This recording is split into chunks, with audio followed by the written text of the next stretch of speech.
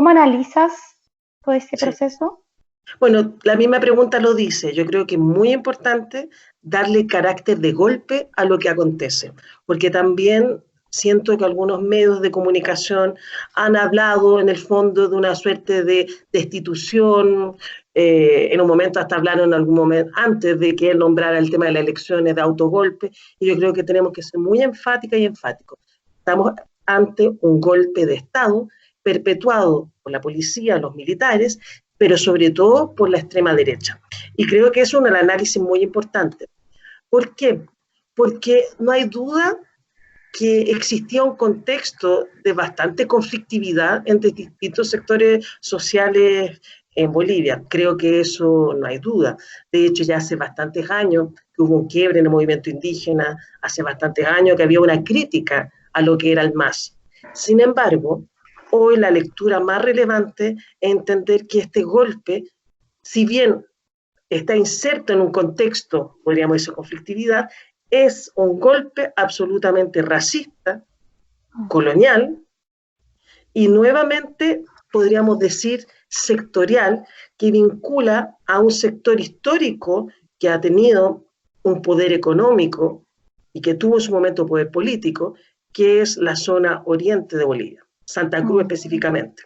O sea, yo creo que es demasiado relevante la figura de Camacho entrando al Palacio de Gobierno con una Biblia señalando que este es el fin del primer presidente indígena de la historia, este es el fin de la Pachamama, este es el fin de la Huipala, y él instalándose con un discurso absolutamente ultraderechista, reaccionario, de un cristianismo fundamentalista, colocando aquí va a gobernar con Cristo y la figura de la Virgen. Entonces, si bien podríamos entender que había un contexto de quiebre dentro de movimientos sociales, dentro de pueblos y sectores más críticos, hoy creo que hay una mirada conjunta de entender que estamos ante un golpe de Estado. Perfecto. Mencionaste algo que a mí me llama bastante la atención. ¿Consideras que el actual proceso que está viviendo Bolivia no solamente se trata de una simple oposición política, sino que también una amenaza a esa construcción de valor de los pueblos originarios de Bolivia y lo que representa Evo Morales para todo ese movimiento de recuperación de sus orígenes y en Claro, ese de la contexto perspectiva histórico, ¿no? plurinacional, sin duda. Mira, yo fui muy cercana y sigo siendo muy admiradora del proceso constituyente que tuvo el país de Bolivia. O sea, un año en Sucre pensando la Asamblea Constituyente desde distintas lecturas, desde distintos ejes, después con un referéndum hermoso, muy potente para validar esta constitución que permite entenderse como un Estado plurinacional donde la madre tierra, la naturaleza tiene derechos, sin duda que son avances históricos para el continente y para los pueblos originarios del mundo. Yo creo que eso marca un hito. Sin embargo, sí soy crítica, sobre todo en este último gobierno, de que a través del MAS y algunos personeros empiezan a emerger ciertas figuras, una suerte de nueva burocracia instalada desde un poder político que por una parte ha hecho una gran apertura a lo plurinacional, pero por otra parte reproduce ciertas lógicas autoritarias, podríamos decir, de jerarquía, y por otro lado, yo soy parte de un movimiento socioambiental, también tenemos una lectura crítica que si bien de verdad realmente ha sido maravilloso el reconocimiento como sujeto político a la naturaleza, a la madre tierra, había una serie de políticas económicas que seguían siendo extractivistas, que seguían basándose en la extracción ilimitada de los mal llamados recursos naturales. Entonces había un clima muy complejo que creo que es importante tener a consideración. La crítica a Evo Morales es una crítica no, podríamos decir, unitaria. Hay distintas lecturas. La lectura, podríamos decir, que hoy se instaló es la de la ultraderecha, que es igual, podríamos decir, tiene una mirada absolutamente crítica, tanto en contra de Evo Morales y su gobierno, como así de los sectores indígenas, campesinos, feministas, socioambientales movilizados también. Entonces, esa es la gran complejidad que nos encontramos, en un escenario que uno podría decir, ya, bueno, podemos decir que había un conflicto interno, había un cuestionamiento en estas últimas elecciones, pero lo que se está instalando es el discurso racista que nos rememora hace 20 años atrás lo que era Bolivia y lo que justamente los gobiernos de Evo Morales y todo el proceso constituyente fue su gran triunfo en instalar una práctica política más plural. Pero si hacemos esta lectura, bueno, ¿qué pasó? Yo creo que sí, las transformaciones tendrían que quizá haber sido más profundas. Tengo la sensación que Oriente, específicamente Santa Cruz, se mantuvieron algunos privilegios que hoy posibilitaron que como actor social y político hoy esté de cierta forma generando las directrices de lo que se nos viene respecto al gobierno.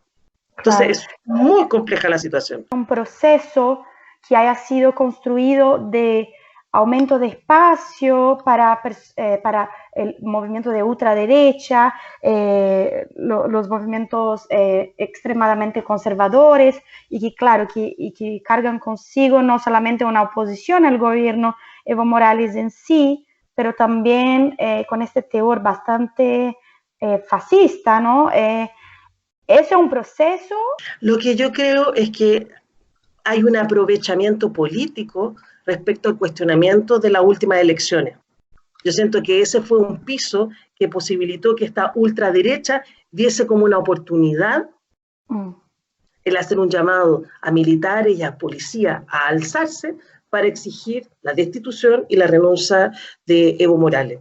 Yo creo que quizás si no hubiese habido ese escenario, habría sido otra vía, pero vuelvo a insistir, aquí hay miradas bastante irreconciliables y que nuevamente nos vuelven a colocar que por muchos años que se ha llevado un proceso profundo de transformación de la estructura política, Oriente y la derecha seguía gobernando en esos territorios, seguía bajo lógica absolutamente racista. Hemos visto ataques a más racistas, misóginos, patriarcales, hemos visto ataques a mujeres, sobre todo indígenas, en estos días, atacándola por el uso de su pollera, por todos los símbolos que representan justamente esta indianidad, podríamos decir la fuerza emergente de los pueblos originarios que estuvieron como un actor político y que sigue siendo tan relevante. Entonces, sin duda, que para ellos es un momento estratégico. Y por otra parte, creo que esa lectura ya nos viene a posterior, ¿cuál es la injerencia de los actores internacionales? Todavía no hay tanta claridad, pero sin duda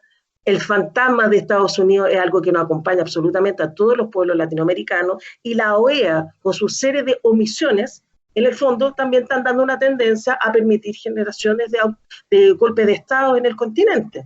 Entonces yo creo que los actores internacionales también son un elemento que posibilitaron justamente este quiebre institucional y esta barbarie de nuevamente encontrarnos con un golpe en el continente. Claro, o sea que el informe de la Organización de Estados Americanos fue decisivo entonces en ese proceso. No fue solamente la gota de agua, fue realmente un divisor de aguas el informe de la organización. Yo creo que un entramado, OEA, la política internacional, la lógica de los mercados, también hacía que constantemente Bolivia, si bien estaba con altos índices de bienestar económico y social, siempre en conflicto con los intereses de los grandes conglomerados transnacionales y a la vez conflicto en los territorios donde se veía que las políticas extractivas seguían siendo igual y hasta más intensificadas. Tenemos muchos conflictos socioambientales, tenemos grandes quiebres en la zona Oruro entre mineros, mineras, versus comunidades aymara, quechua, que están defendiendo su territorio en contra de la minería. Entonces ahí vemos la complejidad de un gran proyecto de transformación social, pero que tiene sus límites antes. El escenario internacional tiene sus límites antes. El escenario interno, actores regionales como Oriente y el ultraderechismo, y que tiene un escenario complejo de una burocracia que emerge al alero del MAS y donde ciertos sectores sociales, que si bien estuvieron articulados al alero de Evo Morales, ven con suspicacia y con una fuerte crítica esta instauración de también jerarquía desde el MAS y desde práctica autoritaria. Pero vuelvo a insistir, pero hoy el golpe de Estado es de derecha.